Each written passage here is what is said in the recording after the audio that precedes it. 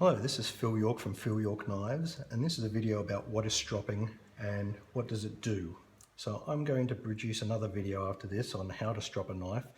So I won't dwell on that, but to suffice it to say that stropping involves lightly dragging your knife's edge across a strop.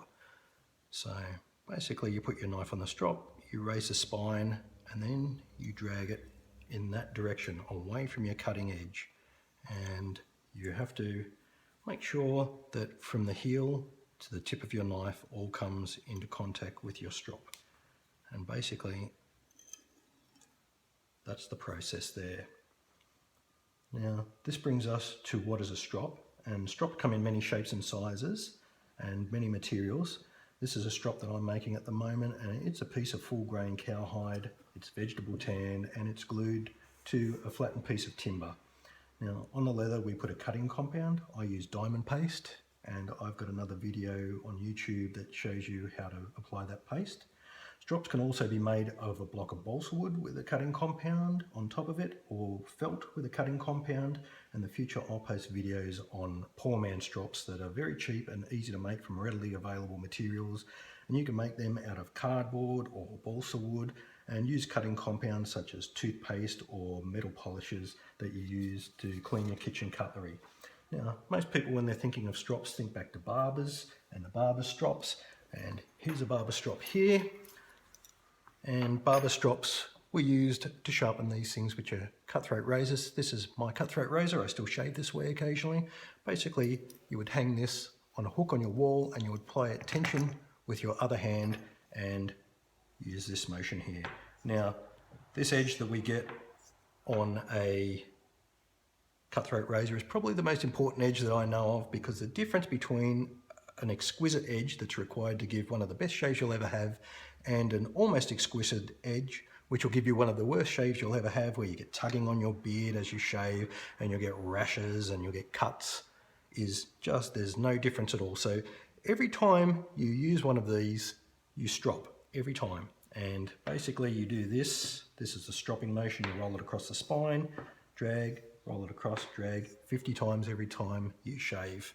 So that's the old barber strops.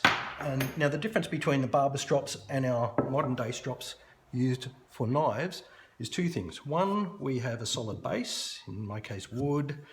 Even if you use felt, you've got to have your felt sitting on something solid. And the other thing is the cutting compound.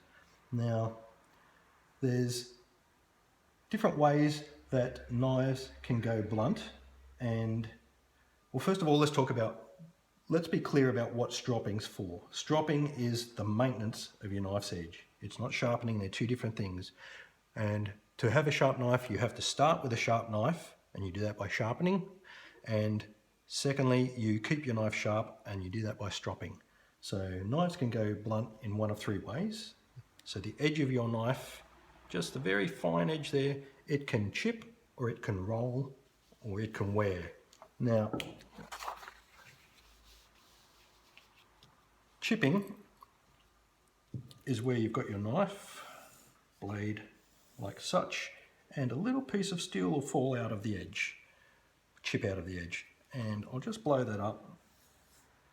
So there's your knife edge under a microscope, and that's what a chip looks like there. And the way to get rid of a chip, you cannot get rid of a chip by stropping. You have to resharpen or grind your edge, and basically back to the top of the chip, all of that material that I'm just cross-hatching right now, just hatching right now, all that's got to be removed, and that becomes your new edge. So another way of maintaining your edge is using one of these, a steel. And the problem with steels is some blade steels are used too hard and they're prone to chipping because they're brittle or lack toughness. Well, the other thing is certain types of steel, like your PM steels, they are prone to chipping because of their large carbides and their large carbide content. And those carbides on very fine edges like we need for kitchen knives are prone to pulling out or chipping. So if you use a steel, that's the action for steeling, or that is prone to chipping, chip-prone knives. Stropping will not allow that to happen. So that's the advantage of stropping over steeling for brittle knives. The other thing that can happen is a knife edge can wear. So if we've got a knife edge, it's the very apex right there that makes your knife sharp. All steels wear. Some are more wear resistant than others, but all steels wear just by use. And what happens when you wear is gradually over time, your edge will wear down and start to look like that. That's a blunt knife. And the way if you start stropping a knife at this condition, you'll do nothing, because the cutting compound on a strop will take away a little bit of material, because basically it's just a very fine abrasive. It will take away a little bit of steel, but when your knife's like this, it just really just polishes the edge up there. You'll never get that point back. So what you have to do then is resharpen your knife back to there. You have to sharpen all that material off.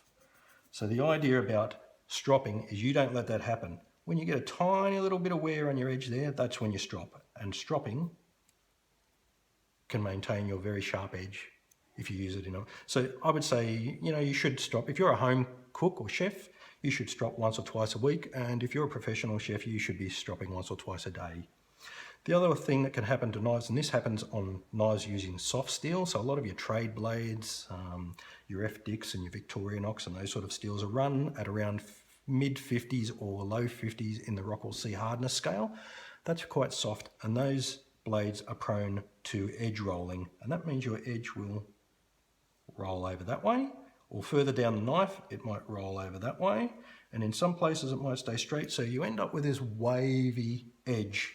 If you look down your blade like that, you won't see it. This is all quite microscopic. You can see it if you really look, but you will notice the difference in cutting effectiveness. And by stropping your knife, by running it against the edge, that will straighten out all of those rolls and put them all back into alignment.